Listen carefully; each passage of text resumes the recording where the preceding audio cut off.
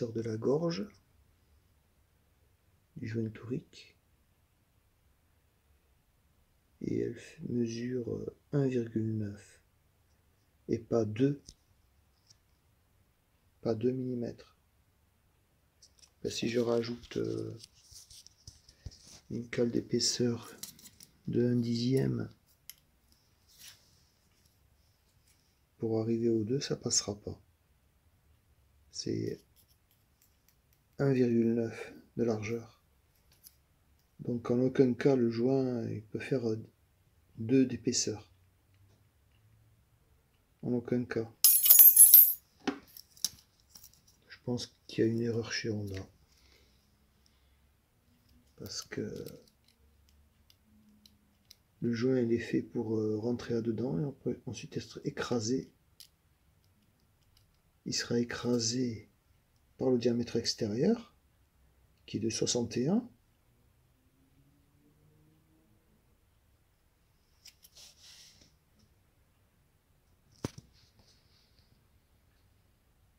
Donc je pense que le joint il peut pas faire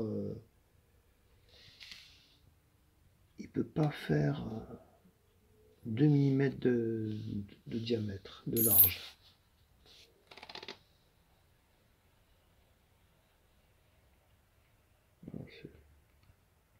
C'est pas beaucoup, mais bon. Peut-être que ça expliquerait la raison pour laquelle mon joint s'est déchiré. Le joint torique a été coupé.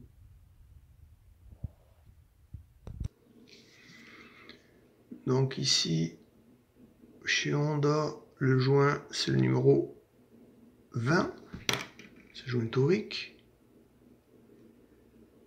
Donc, numéro 20, joint torique 61 par 2. Donc c'est bien ça, le 61 par 2, cette référence-là. On a ici l'araignée, enfin la bride, qu'on appelle la bride, qui a l'alisage, qui a un diamètre intérieur de 65. C'est dans cet alésage que vient coulisser le joint.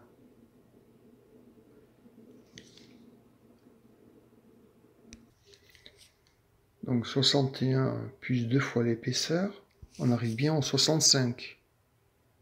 Donc là, tout va bien. Par contre,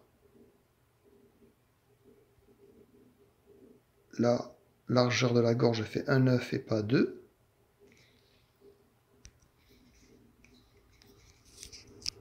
Et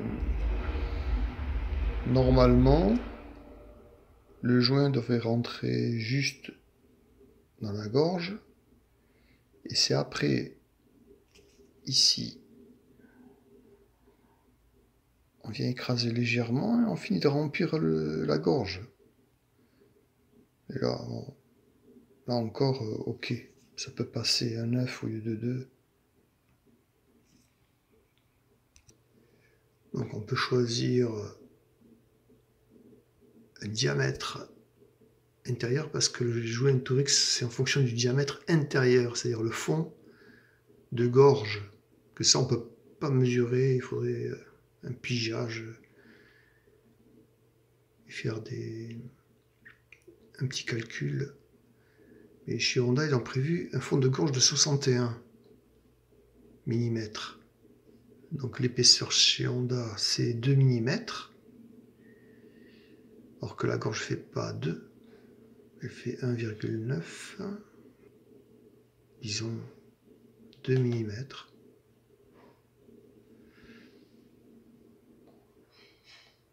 Donc on a du NBR, ou bien un peu plus dur du FPM.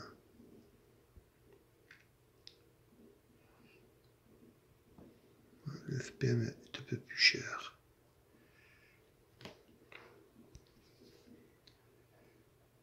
Le NBR, il est plus tendre que le FPM.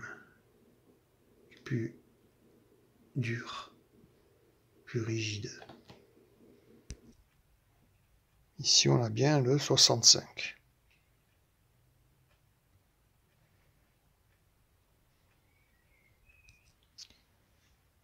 Alors le fond de gorge, il pourrait se mesurer, le diamètre de fond de gorge,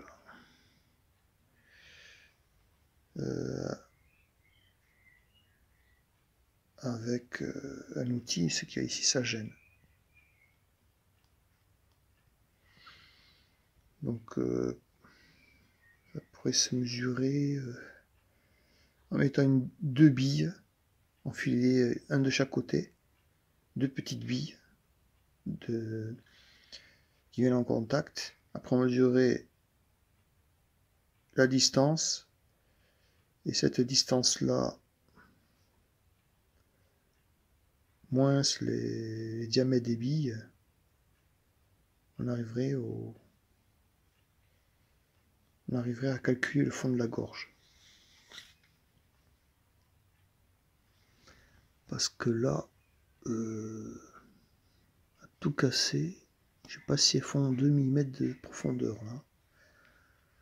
Mais bon, un joint au ring peut être tiré aussi, mais pas trop. Je pense donc que ça s'est déchiré lors du montage. Lors du montage, ça s'est déchiré. Faut être prudent à remonter. Le joint tourique doit pouvoir glisser là-dessus, sans forcer. Mettre un peu de graisse et voir s'il glisse sans forcer. Sinon, il risque de se déchirer.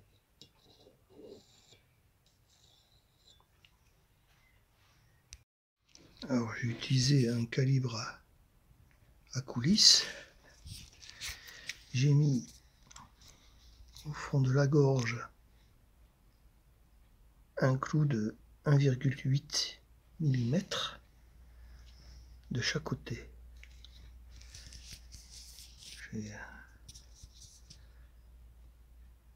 un clou enfoncé ici et un clou là. J'ai mesuré donc 65,7 mm.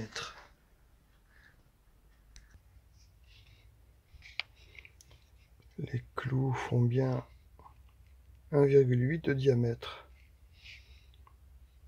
C'est très précis ça.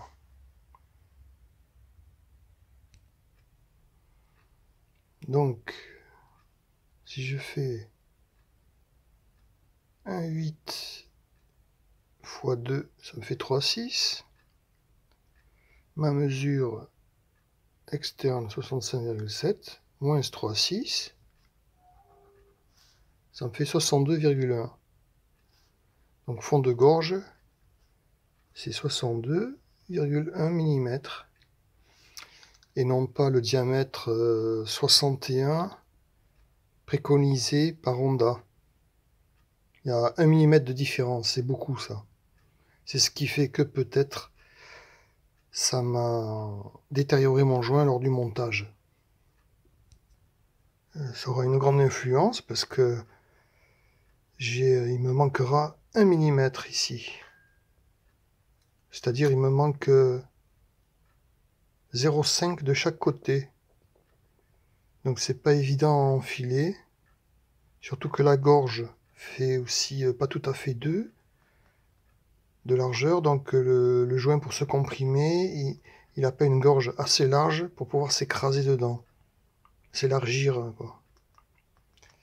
Parce que là il est comprimé. Le joint est comprimé, donc il aura tendance à s'élargir dans la gorge. Comme la gorge est trop courte, pas de beaucoup, d'un dixième, mais il peut pas être à l'aise. Donc je crois que je vais prendre un joint. Je vais faire l'essai avec un joint plus petit, diamètre interne plus petit. Enfin plus petit non.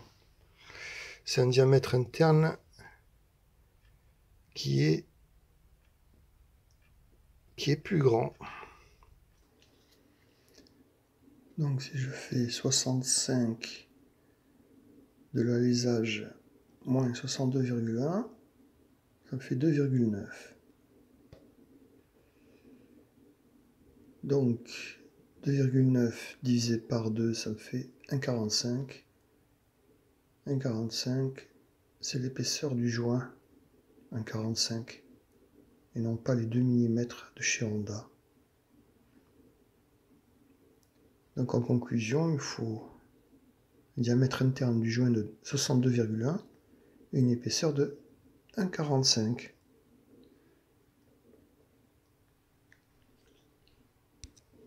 Donc je vais prendre un diamètre interne de 62.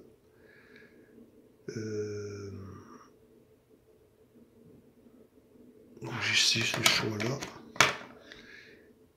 Et prendre une épaisseur de 62, 1,45, le prendre un peu plus grand, 1,5. Donc en prenant du diamètre 62, j'aurai une épaisseur de 1,50. Donc 62 plus 2 fois 1,50, ça me fait bien 65.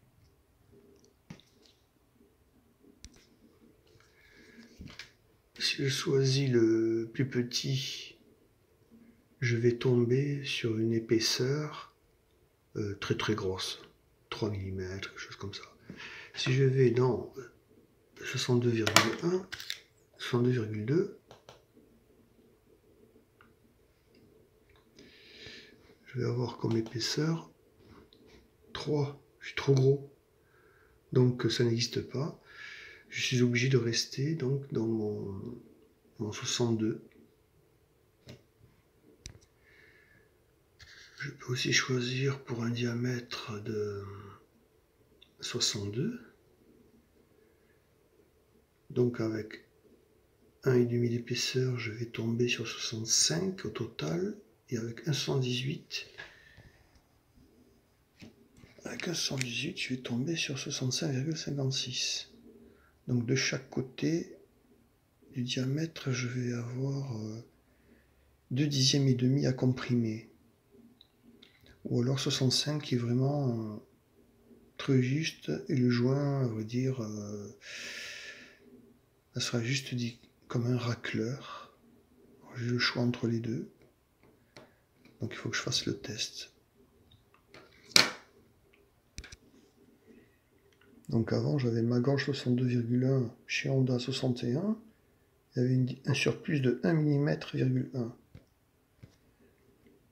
Donc ma gorge 62,1 plus le joint de Honda 61, c'est-à-dire des petits diamètres de 2.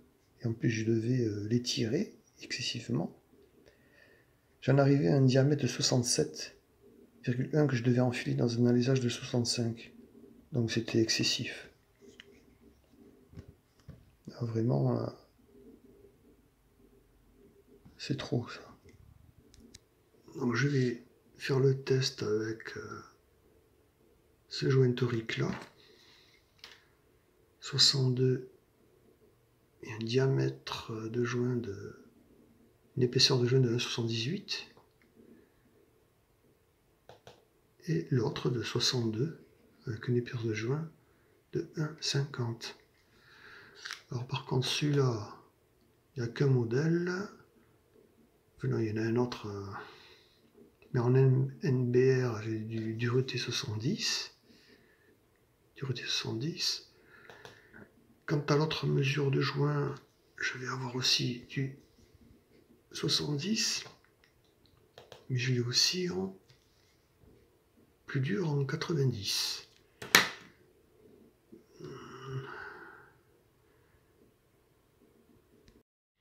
Donc moi j'ai acheté un SKF en remplacement du NSK. Et puis une marque, j'ai pas trouvé en SKF, donc j'ai pris une autre marque pour le gros roulement. Le SKF, c'est le 6204. Et le gros roulement, c'est le 3204.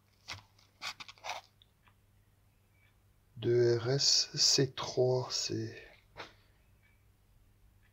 2RS, je crois que c'est étanche, de double lèvre, étanche des deux côtés. Celui aussi, étanche des deux côtés.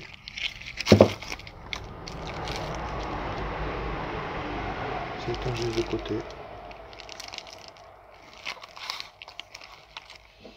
Et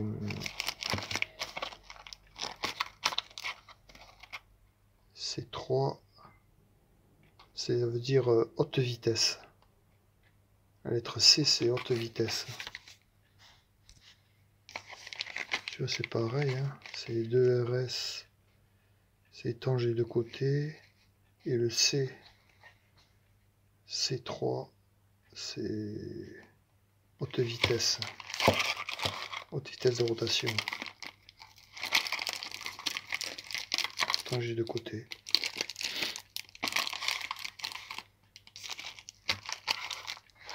Quant au joint anti-poussière, que je vais sortir en bon état, mais bon, la partie, les lèvres ont tendance à s'user, parce qu'il y a ça qui vient frotter dessus, comme ça, là. Après la bague aussi, peut-être un petit peu usée aussi. J'en ai trouvé un neuf aussi, d'une autre marque. Je mettrai tout ça dans le descriptif de la vidéo. Les dimensions.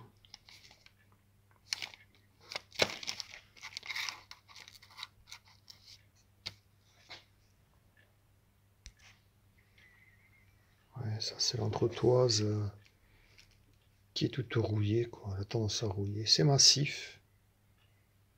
Elle remplit bien sa fonction. Mais bon, elle s'oxyde. Il va falloir la gratter et la repeindre. Avec une peinture anti-corrosion pour le faire. Parce que dedans, il y a une sorte de condensation qui se fait. Chaud, froid. C'est pour ça que ça rouille.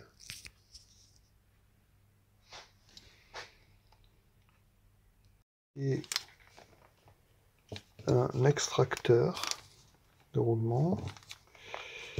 Ça part du principe avec une vis normale. Ensuite ici c'est une cheville en fer de maçon. C'est pour ça que c'est fendu là. C'est fait pour être planté dans le ciment. Et à l'intérieur, il y a un truc qui coulisse, c'est une petite partie, un petit tenon conique. Et plus je le pousserai vers ici, là, et plus ça va écarter. Enfin non, c'est vers là-bas. Donc la vis vient ici, et puis ça va pousser le petit truc dedans, puis ça va écarter. Et là, j'ai soudé des petits trucs, des petits morceaux, tout autour, qui permet d'atteindre le diamètre intérieur du roulement. Et ici, un écrou qui permet de maintenir avec une clé, pendant que lui sera vissé dedans. Donc plus je visse, plus la tige filetée elle avance, plus elle pousse le petit tenon qui est dedans mobile, conique, et plus le tenon mobile dedans avance, plus il écarte les 4 morceaux. Ça écarte et ça vient serrer la bague intérieure du roulement.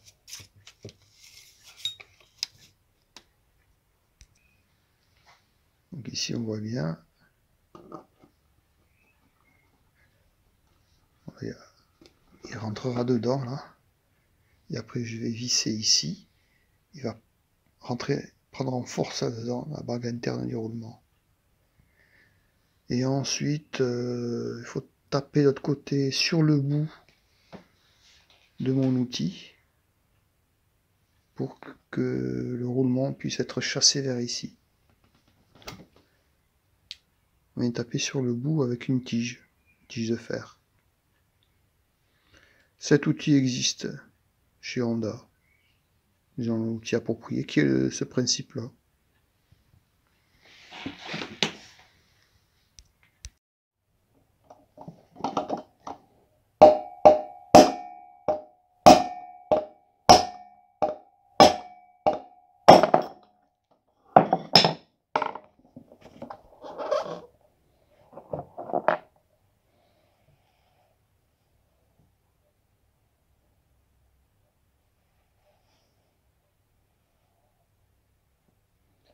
Voilà, c'est démonté.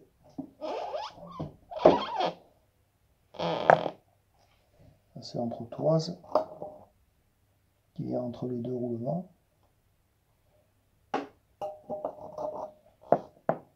On voit bien que le roulement, il faut qu'il vienne en appui au fond ici. Donc on n'a aucun moyen de retirer le roulement si ce n'est avec un extracteur centrifuge, quoi.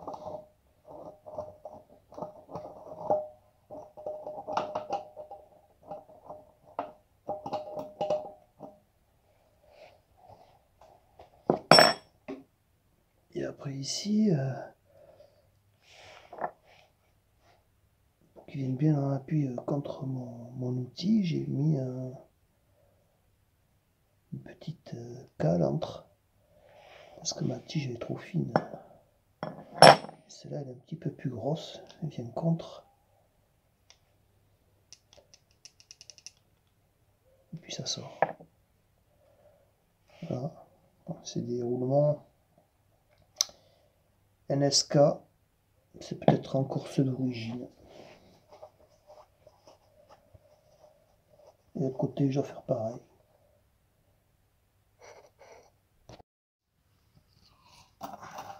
Donc j'enlève l'entretoise.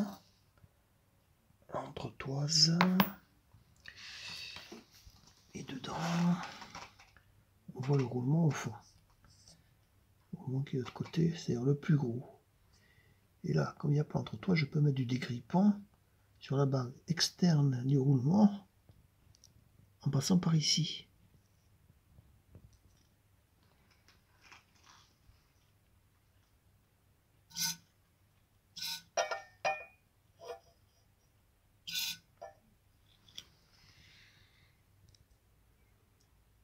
Voilà, il y a le dégrippant.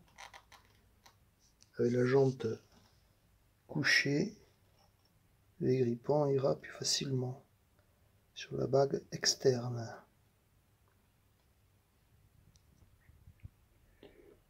Donc comme on a enlevé le roulement le plus fin, celui qui est côté cardan est beaucoup plus gros. En plus il risque d'être rouillé, un peu compliqué. Donc celui-ci, on n'est pas obligé d'utiliser. Je peux trouver un moyen de mettre un tube là, qui vient appuyer sur la bague interne du roulement, au fond. Et puis ça va sortir normalement. L'idéal aurait été de construire un outil comme ça, avec lui qui vient dans le roulement. Et après on peut taper mais sur la bague interne seulement. Je l'ai fait pour remonter les roulements. Et donc ça passerait ici, et je viendrai en appui sur la bague interne avec le centreur là. Et ça pourrait marcher. Sinon, ben, c'est un peu tube, parce qu'il faut le maintenir bien droit. Donc j'ai trouvé ce tube là,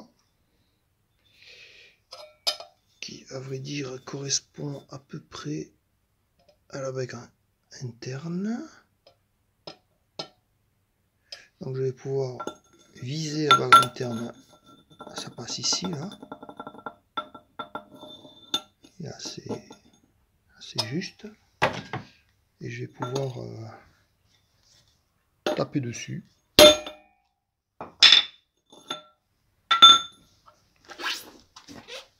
Et là on voit qu'il commence à sortir.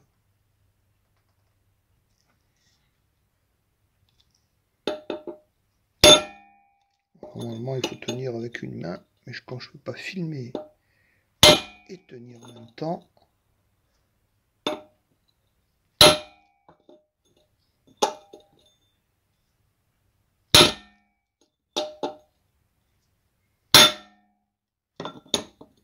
ah, je crois qu'il est sorti.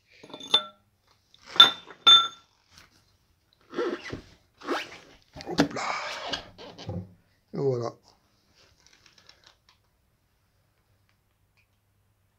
Voilà, il n'est pas amoché ni rien. Je ne l'ai pas amoché. Ça tapait sur la bague interne, donc il n'y a pas de souci. Voilà, et là aussi, on peut voir qu'il y a un épaulement au fond contre lequel vient s'appuyer le roulement. Là, on voit bien, il y a un tout petit épaulement là, ce qui est en butée de roulement. Voilà. Dedans, c'est sale parce que l'entretoise a tendance à rouiller un peu. Parce que sinon la jante c'est de l'alu, ça rouille pas. Et donc c'est l'entretoise qui salit un peu tout ça.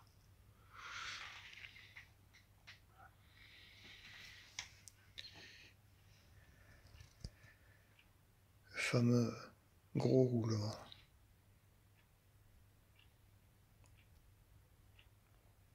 Alors, il est préférable de les changer parce que sur cette moto, quand ces roulements commencent à avoir du jeu, l'étrier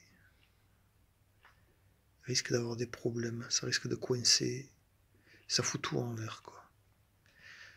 Alors même s'ils sont bons, ben, au bout d'un certain kilométrage, moi je les ai jamais changés, j'ai acheté la moto d'occasion, donc il vaut mieux les mettre neufs.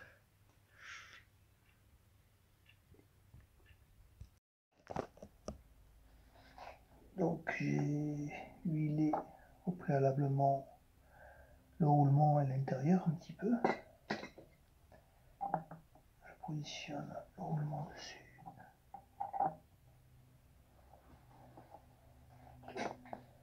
Grâce à l'outil spécial.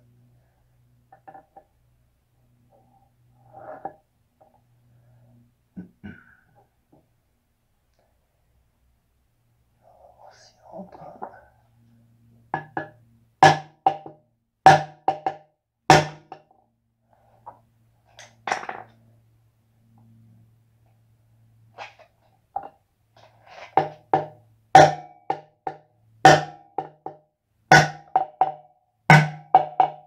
Il est rentré.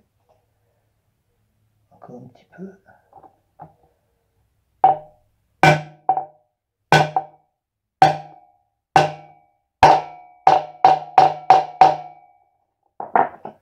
Donc là il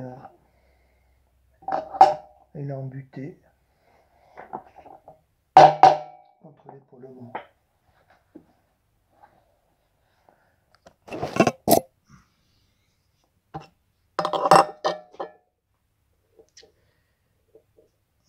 Contre l'épaulement.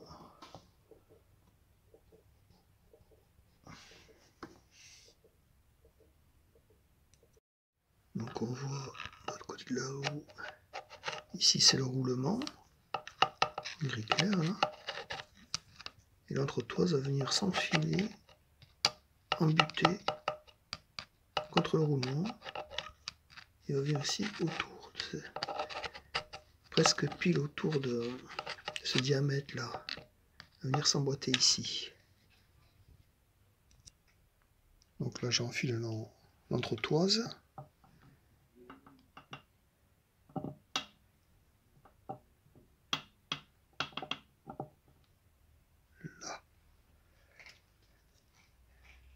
Là. Elle est enfilée, embutée contre le roulement. Elle tient toute seule. Alors j'ai graissé l'intérieur de l'alésage pour que le roulement puisse là aussi coulisser. Et là aussi j'ai graissé un peu parce que c'est soumis à l'oxydation, la partie interne. C'est une graisse anti-oxydation. Donc là pareil, je vais positionner à peu près droit le roulement. Là aussi je vais enfiler l'outil spécial dans le roulement. Et ensuite je vais taper.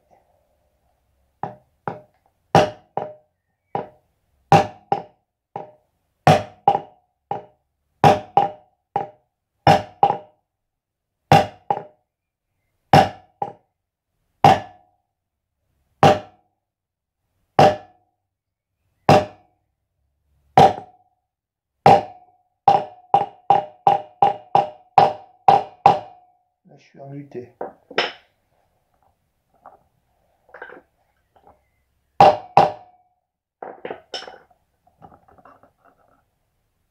Là j'y suis.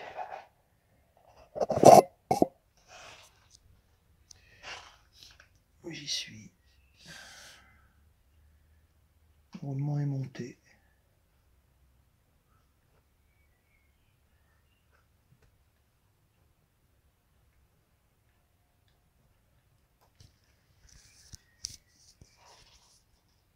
Donc cet outil là,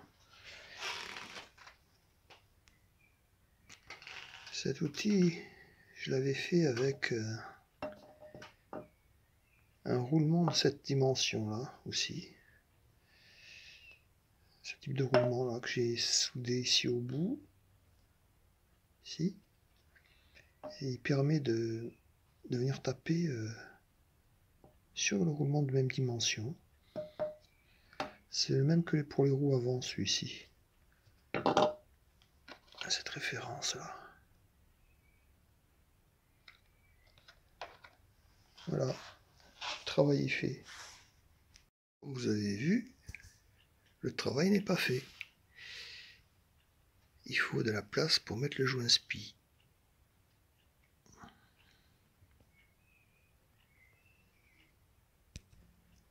Alors pourquoi il tapait à fond? Parce qu'entre toises, c'est semi-tordu. Donc le roulement, il ne peut pas avancer plus. Donc il faut trouver un moyen pour redresser cette... redresser l'entretoise pour que le roulement puisse avancer davantage.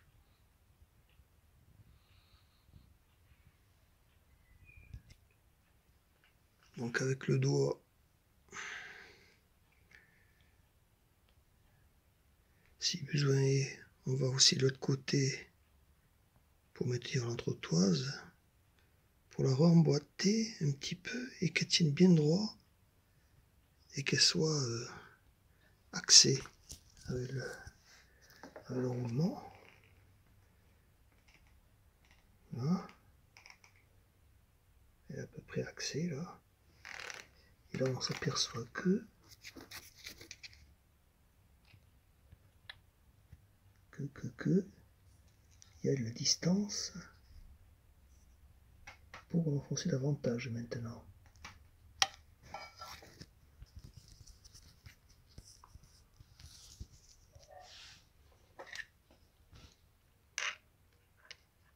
Ici on a un espace maintenant jusqu'à l'entretoise. Je vais pouvoir taper un petit peu plus.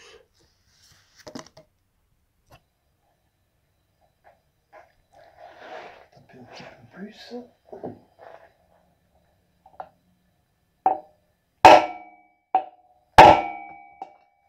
Il y a quelque chose qui va pas là.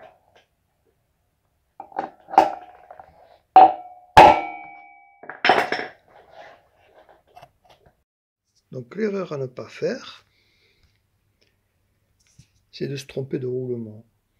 Ce côté-là, c'est le gros. le gros roulement, il est ici, et le roulement fin va de l'autre côté. Si on se trompe, qu'on met le fin de ce côté-ci, eh bien, on va taper, il viendra à peu près ici, donc c'est un trompe-l'œil, on croira qu'il est en bonne position. Et de l'autre côté, on va mettre le gros, et le gros, on va taper, pensant libérer de l'espace pour mettre le joint, et on n'arrivera pas, on sera en butée, et on sera à ras. Donc on sera à ras ici, le roulement viendra à ras, et l'autre côté il viendra à fleur également. Et alors, bien sûr, il ne faut pas se mettre à taper n'importe comment, sinon on va tout casser, quoi. Parce que le petit épaulement ici, bon, c'est résistant, mais quand même, c'est de l'alu. Voilà, donc maintenant, je vais remettre les bons roulements à leur bonne place. Alors bien sûr, je m'en suis aperçu parce qu'un roulement, il y avait écrit SKF dessus, et l'autre roulement, il n'avait pas écrit SKF dessus. C'est là que je me suis dit, oula, le SKF est du mauvais côté. Le SKF est du mauvais côté. Donc c'est de ce côté-ci, du côté des côté cardan, qu'il faut mettre le plus gros.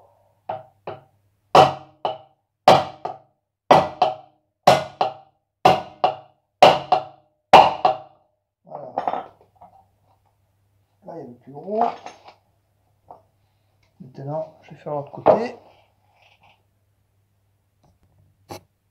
Voilà, j'ai retourné la roue. Donc je vais mettre l'entretoise.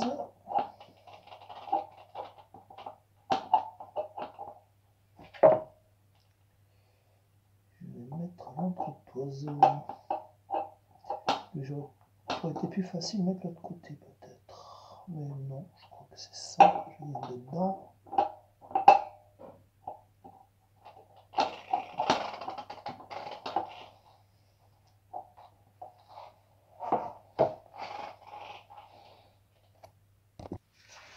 Alors ça aurait été mieux de commencer par mettre le fin et après le gros.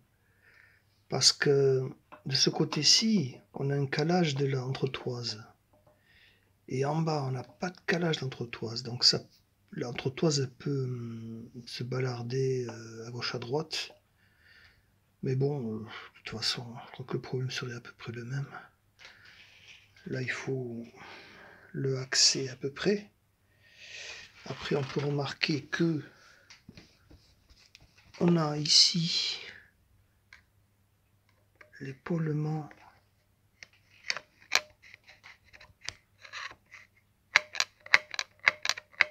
un petit épaulement là.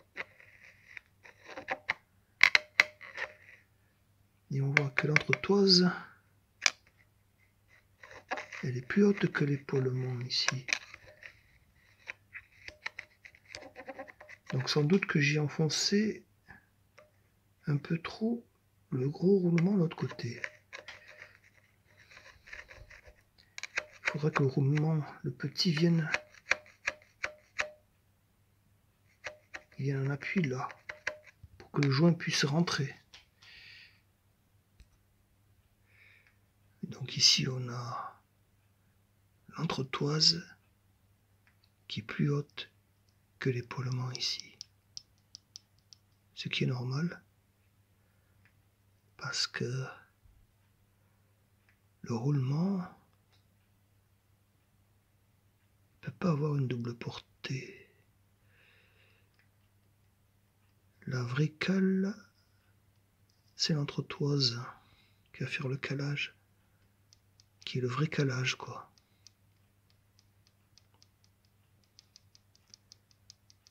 Donc l'autre côté,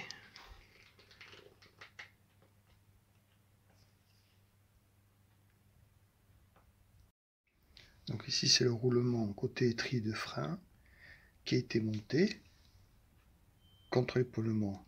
Et donc il reste bien une distance pour le joint spi. Oh, je s'amuse à vérifier. On a bien l'épaisseur du roulement, puis l'épaisseur du joint fait 21,8. L'épaulement se retrouve à 22. Donc c'est sensiblement égal. Donc ça, c'est bien le côté par lequel il faut commencer à mettre un roulement. C'est qu'après l'avoir mis, on va retourner la roue de l'autre côté. On va retourner à l'envers. Comme ça. Là. Ce qui fait que ici au fond, on a bien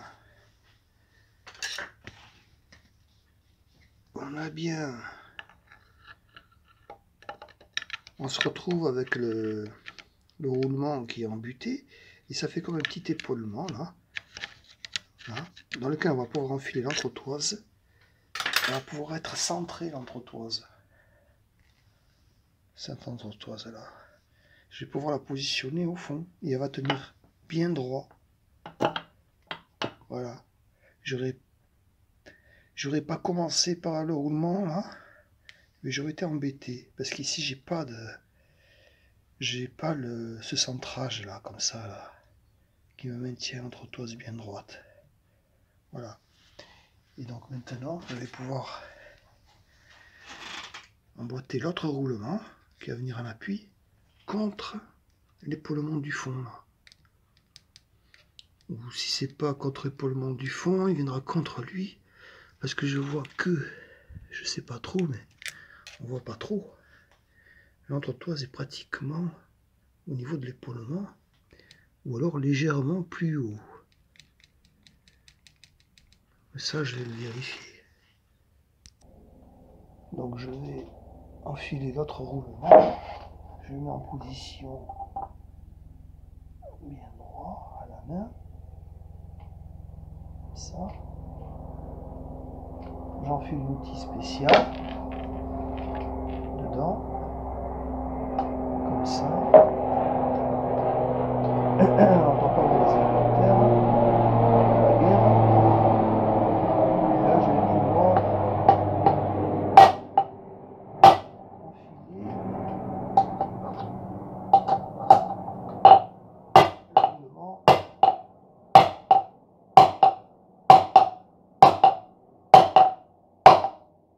Là, il est contre l'épaulement.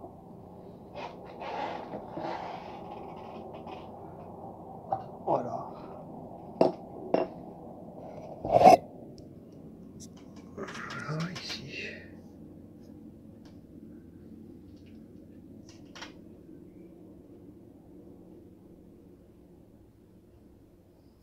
Donc là, tel qu'il est monté, il y a légèrement débordé ici.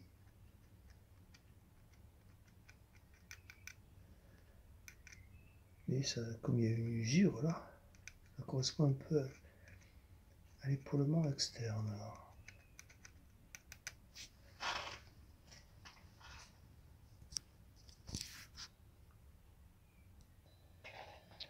Donc là, si je mesure avec un pied à coulisse, un pied de profondeur,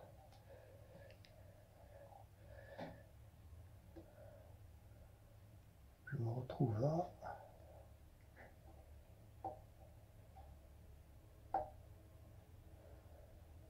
Environ 8, 7, 9, 8. Et le joint SPI mesure 7, 9. Donc c'est bien ça.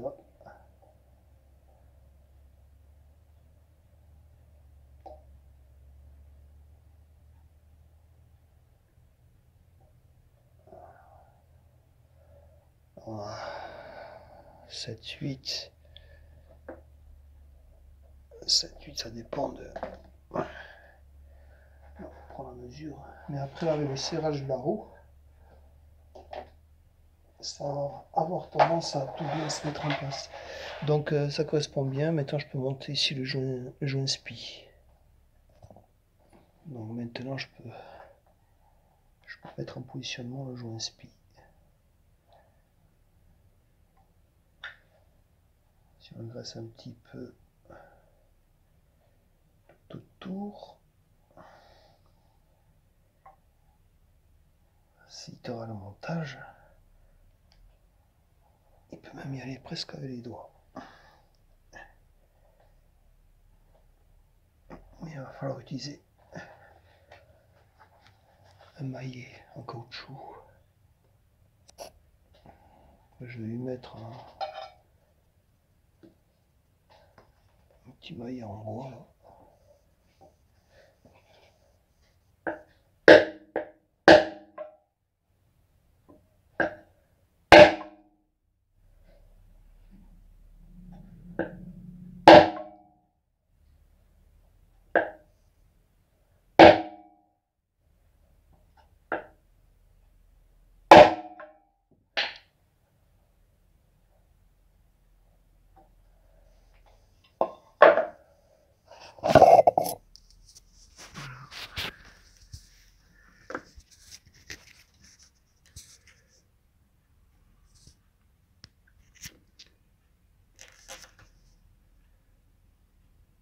Là, il est monté.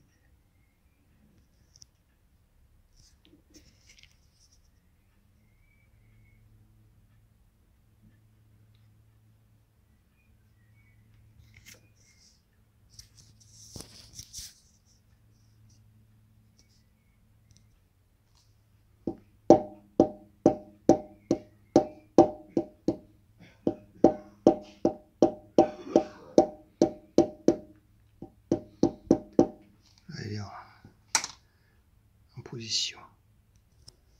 Et après, en mettant le doigt, on voit bien que l'entretoise est embutée de part et d'autre du pneu. Voilà, avec les deux mains, une de chaque côté, on peut vérifier ça, qu'on est en bonne position.